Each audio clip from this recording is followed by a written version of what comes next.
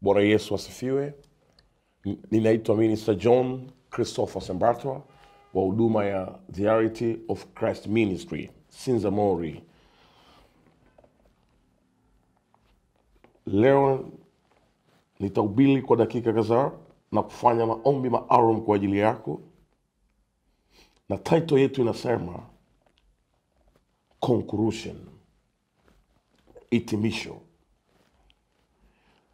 Kitabu cha Mathayo 13 mstari wa 24. Akawatolea mfano mwingine akisema, ufalme wa mbinguni umefanana na mtu aliyepanda mbegu njema katika konde lake. Lakini watu walipolala, akaja adui yake, akapanda magugu katikati ya ngano, akaenda zake. Baadaye majani ya ngano yalipomea na kuzaa, yakaonekana na magugu. Watumwa wenye nyumba wakaenda wakamwambia, Bwana, ukupanda mbegu njema katika konde lako?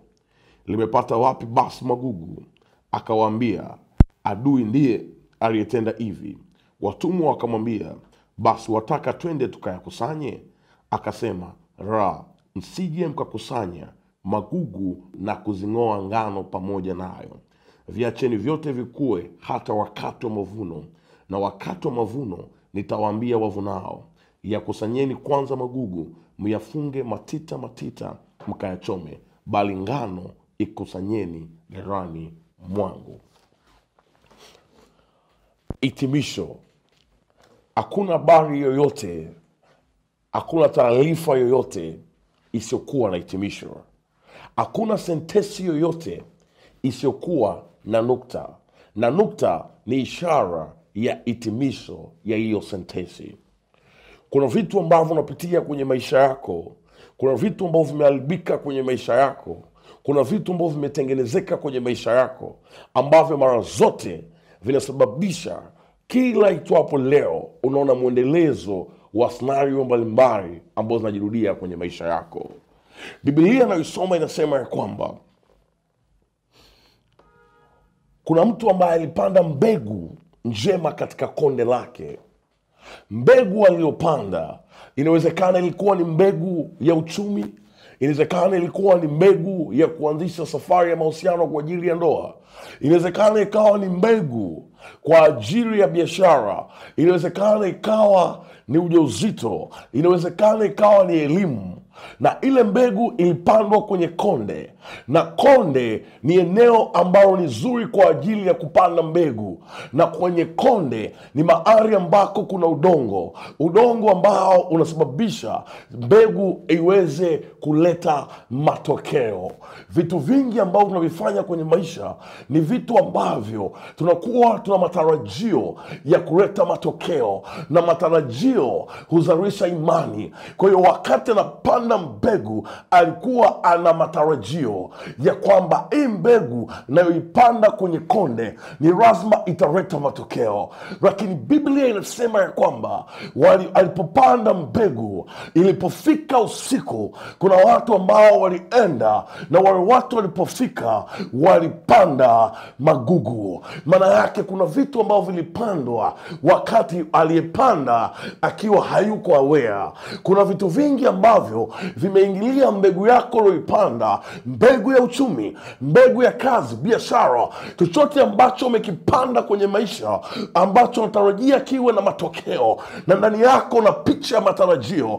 Lakini kuna vitu ambavyo vimeingilia kati, kama aliyepanda mbegu na alipokuwa hayupo aware. Kuna mtu alienda wakapanda na wenzake magugu. Kuna vitu ambavyo vilipandwa kwenye maisha yako na vilipandwa ukiwa hauko aware. Nimetumwa kwa ajili yako leo. Kuna destiny yako iliyoharibiwa, na imeharibiwa ukiwa hauko aware. Naposema ukiwa hauko aware, ni kwamba hawakutoa taarifa ya kwamba wanakuja kuleta uharibifu.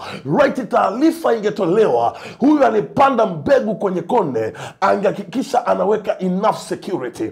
Maandiko yanasema ya kwamba ikawa asubuhi, ikawa mchana, ikawa jioni, siku nyingine pia ikafuata. sasa walipoenda walikuta kuna vitu ambavyo vimemea katikati ya ile ngano, ya kwamba ngano imepandwa lakini kuna magugu yaliyopandwa, na wale walimaji wakasema ya kwamba tuondoe haya magugu, lakini mwenye mbegu akasema ya kwamba acha tu ya kuwe pamoja. Na wakati wa mavuno, maana yake wakati wa hitimisho, magugu yataondolewa. Kuna magugu yanayotesa uchumi wako, kuna magugu yanayotesa kazi ya mikono yako, kuna magugu yanayotesa safari ya maisha yako, kuna magugu yanayokutesa kwenye biashara, kuna magugu yanayotesa ndoa yako, kuna magugu yanayotesa watoto wako mashuleni, kuna magugu yanayotesa afya yako. Nimetumwa leo kwa ajili ya conclusion, kwa ajili ya conclusion,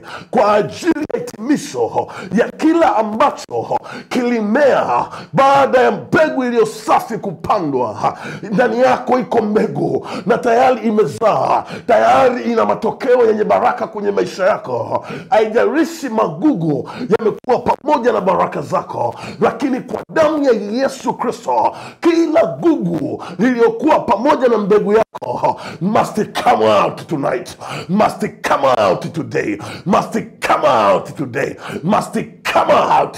Haijalishi ni magugu yaliyowekwa, na waliopanda magugu wako pembeni wanakuangalia uweze kushindwa, lakini hawajui ya kwamba mwanadamu hana uwezo wa kuweka conclusion, bali ana uwezo wa kuweka mkato. Bali Jehova Mungu aliye hai ndio mwenye uwezo wa kuweka conclusion.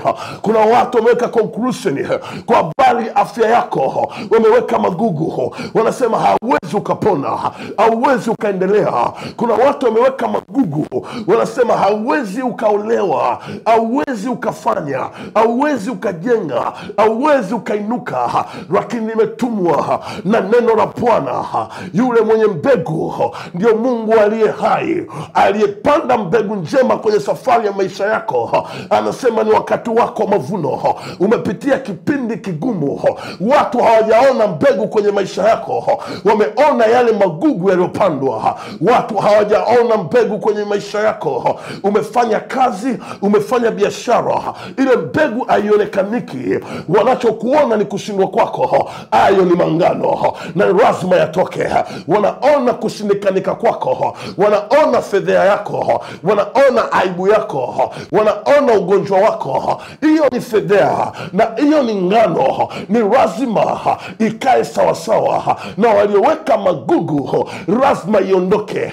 Unajua, ukiwa ni mbegu ni lazima ufe kwanza, na ni lazima uoze ndio uweze kukua. Wanakudharau leo, lakini hawajui it is just a process. Ni mchakato tu, ni mchakato tu, ya kwamba mbegu yako ya ngano lazima ikue pamoja, lazima ikue pamoja na hayo magugu yaliyoweka. Natamka kwenye maisha yako, magugu yaliyowekwa hayatamea tena, na ni wakati wa mavuno. Na wakati wa mavuno ni kipindi cha kicheko, ni kipindi cha furaha, ni kipindi cha kusherekea katika jina la Yesu Kristo. Amen.